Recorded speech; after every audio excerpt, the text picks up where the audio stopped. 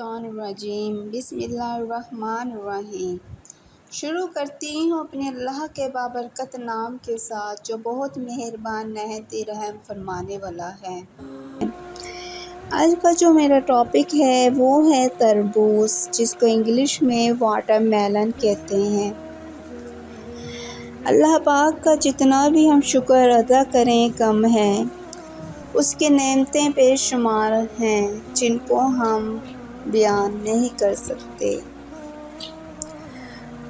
اللہ پاک کا کرم ہے جس نے اپنے انسانوں کے لیے ان کے غذائیت کے لیے کیا کیا کچھ پیدا کیا۔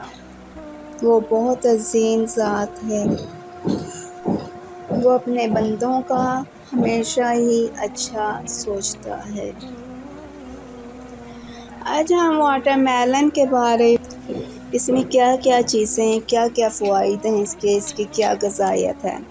پہلے میں آپ کو حدیث شریف کی روشنی میں بیان کرنا چاہوں گی۔ نبی اکرم صلی اللہ علیہ وسلم سے مروی ہے کہ آپ صلی اللہ علیہ وسلم تازہ کھجوروں کے ساتھ تربوز بھی کھاتے تھے اور ارشاد فرماتے تھے، ہم اس کھجور کی گرمی کو اس تربوز کی ٹھنڈک کے ذریعے اور اس کی ٹھنڈک کو کھجور کے ذریعے سے کم کرتے ہیں۔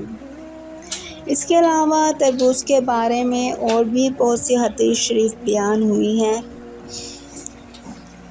یہاں پر میں آپ کو تربوز کے بینیفٹس، اس کی غذائیت اور یہ کس طرح سے انسان کی باڈی پر افیکٹ کرتا ہے، انسان کے لیے، انسان کے جسم کے لیے، کام کرنے کے لیے کتنا فائدہ مند ہے، اس کے بارے میں ہم ڈسکس کریں گے۔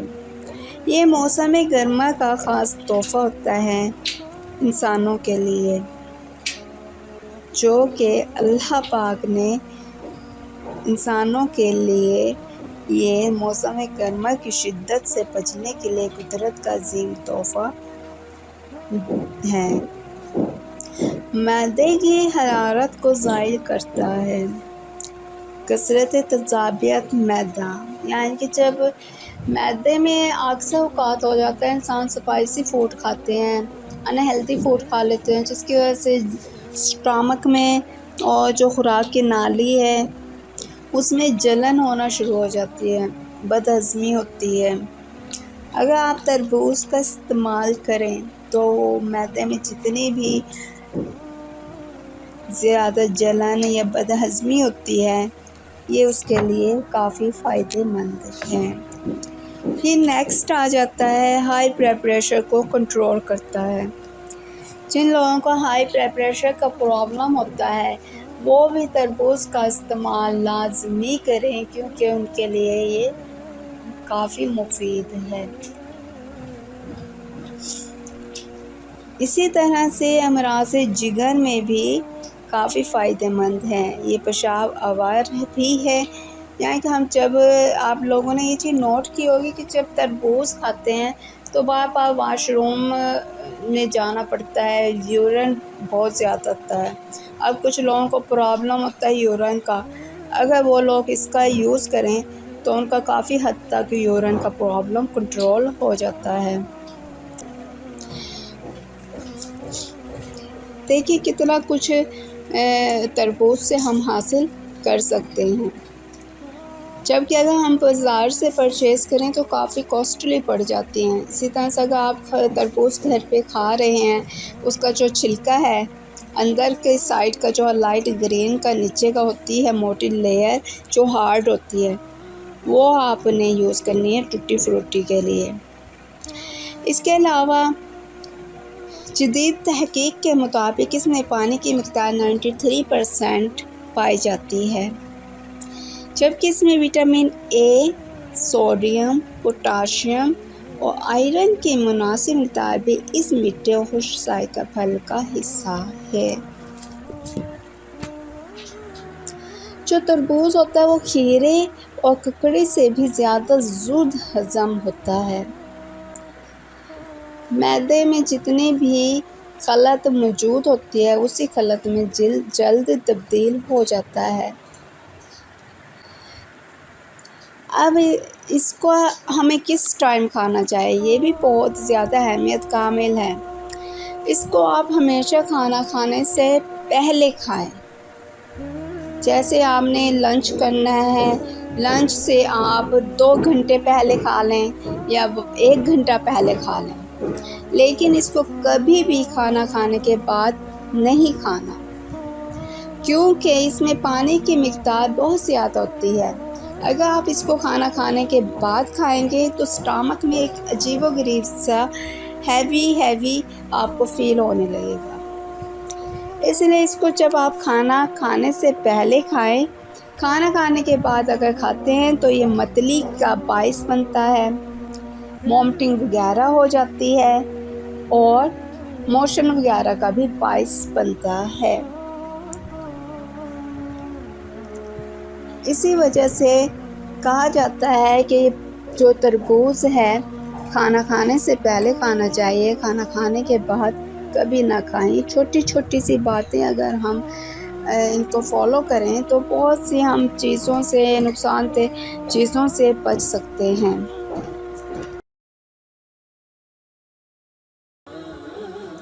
آج ہم ڈسکس کرنے لگے ہیں بنانا کے بارے میں، جس کو اردو میں کیلا اور انگلش میں بنانا کہتے ہیں۔ اللہ تعالیٰ نے فرمایا وَطَلْحٍ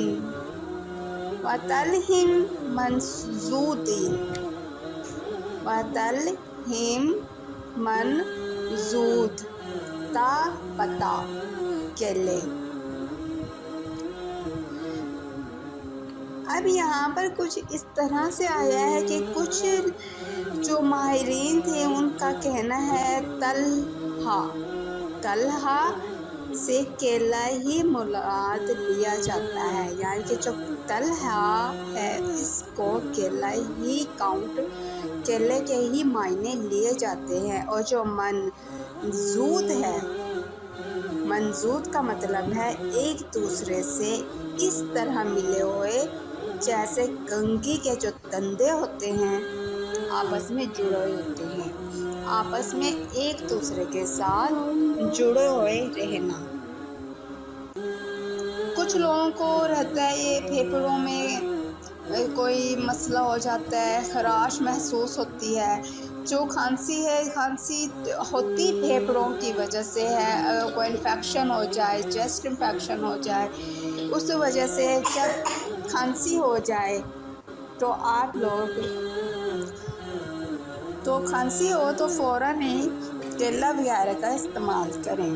مثانے یا گردے میں زخم ہو جائے تو کیلے کا بھی استعمال لازمی فائدہ مند ہوتا ہے۔ کیلا تمام پھلوں میں نہایت ہی آسانی سے کھایا جانے والا پھل ہے۔ اب جو چھوٹے بچے ہوتے ہیں، جو 6 یا 4 منتھ کے جو بیبیز ہوتے ہیں، ان کے لیے بیسٹ غذائیت ہے۔ ہیلتھ کے حساب سے، ان کی نشو و نما کے حساب سے جو بنانا ہے بہت زیادہ فائدہ مند ہے۔ جب چھوٹا بچہ کوئی اور ملک کے علاوہ اور کوئی ڈائٹ نہیں لے سکتا تو وہ صرف اگر یہ بنانا وغیرہ، سوجی کا حلوہ، یہ چیزیں 6 منتھ سے بچے کو سٹارٹ کرا دینی چاہیے۔ کیلا ویسے تو چھوٹا بچہ ہوتا ہے 6 ماہ کا، وہ خود سے تو کھا نہیں سکتا، اس کو کیلا میش کر کے اچھے سے میش کر لیں اور تھوڑی چھوٹی چھوٹی بائٹس سپون سے بچے کو کھلائیں۔ اس کی ہیلتھ کے لیے، اس کی نشو و نما کے لیے، اس کی جتنی بھی باڈی کی ریکوائرمنٹ ہے یہ پوری کرے گا۔ بچوں کی نشو و نما کے لیے انتہائی موزوں پھل ہے، بالخصوص ہڈیوں کی مضبوط اور بدن کو طاقتور بنانے کے لیے یہ بنانا ہر عمر کے فرد کے لیے نہایت ہی عمدہ غذا ہے۔